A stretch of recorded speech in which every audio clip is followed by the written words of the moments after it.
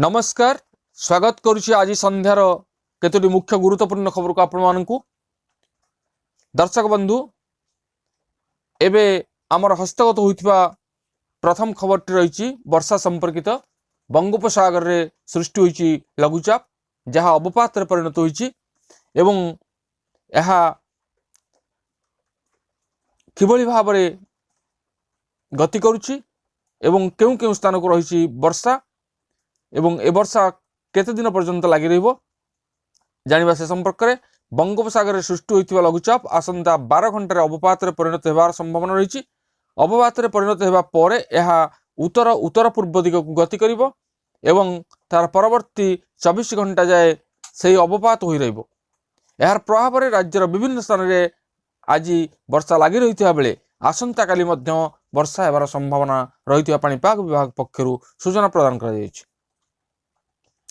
पाणीपाग विभाग आकलन अनुଯାयी आसंता काली सकाळ 8:30 पर्यंत उपकूल ओडिशार विभिन्न जिलार अनेक स्थान में आभ्यंतरीण ओडिशार किछि स्थान में हालुकारू मध्यम धरणर वर्षा हेबार संभावना रही।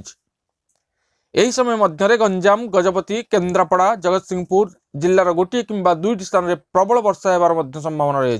तेथिपाई एही 4 जिला को येलो वार्निंग जारी करिछि पाणीपाग विभाग। आसंता काली बा 21 तारिख सकाळ 8:30 22 तारिख सकाळ 8:30 पर्यंत उपकूल ओडिशार जिला गुड़िकर गोटे किंबा दुईटी स्थान में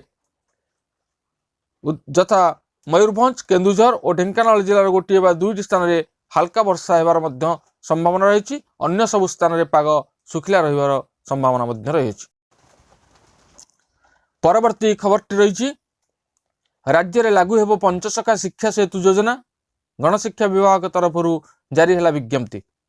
राज्य में लागू हेबो पंचसखा शिक्षा सेतु योजना। गणशिक्षा विभाग तरफ जारी है विज्ञप्ति। मो स्कूल अभियान परिचालना संगठन को बदलाई पंचसखा शिक्षा सेतु संगठन नाम रे नामित करागला। मो स्कूल अभियान परिचालना संगठन समस्त अधिकार एवं पांठी और कर्मचारी को पंचसखा शिक्षा सेतु संगठन को आईनगत भाव हस्तांतर करा जिवो। एही संगठन मुख्य रहिबे मुख्य शासन सचिव। कमिटीर परिचालना पई गठन हेबो कमिटी। शिक्षाविद जनप्रतिनिधि वैज्ञानिक प्रतिष्ठित व्यक्ति क्रीड़ा साहित्य और संस्कृति एवं चलचित्र क्षेत्र विशिष्ट व्यक्ति को नहीं हेबो राज्यस्तरीय कमिटी। राज्यस्तरीय कमिटी नियुक्ति हेबे गणशिक्षा विभाग सचिव। जिला स्तर में जिलापाल अध्यक्षतार हेबो कमिटी।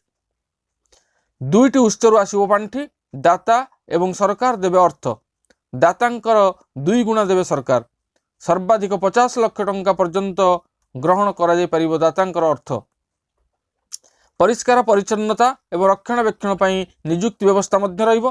अर्थ बदल रे दाता देई परिबे स्कूल भित्तिभूमि विकास पई आवश्यक सामग्री।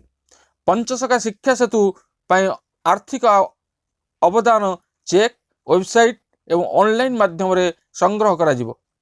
डोनेशन पई आधार एवं पैन नंबर प्रदान करिया पड़िबो।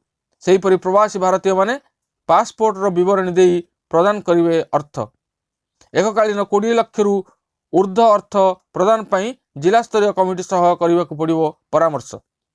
पूर्व वर्ष बंद हेबार 6 मास मध्य गणशिक्षा विभाग को रिपोर्ट देवे कमिटी। घरोई पंप रे रिहाती देवे सरकारी तैल कंपनी गुड़िक पेट्रोल दाम ह्रास करने को दाबी करुछंती। तेबे सस्ता हेबो पेट्रोल। नुआ वर्ष आगरू गाड़ी चालकों को मिलिबो खुशी खबर। परिबा ठारू गैस पर्यंत महंगा माड़े घाइला होई पड़िछंती ग्राहक। किंतु पेट्रोल डीजेल रेट ह्रास खबर सुनी सेमानक मुहरे टिके हस आस। परवर्ती खबर स्थिति समीक्षा पर बड़ घोषणा कले उपमुख्यमंत्री। आवास पई मिलिबो अधिक 50,000 टंका। बंडा घाटी रे उपमुख्यमंत्री प्रभाती परिडा स्थिति परीक्षा बेले शुभ खबर सामना को आसी।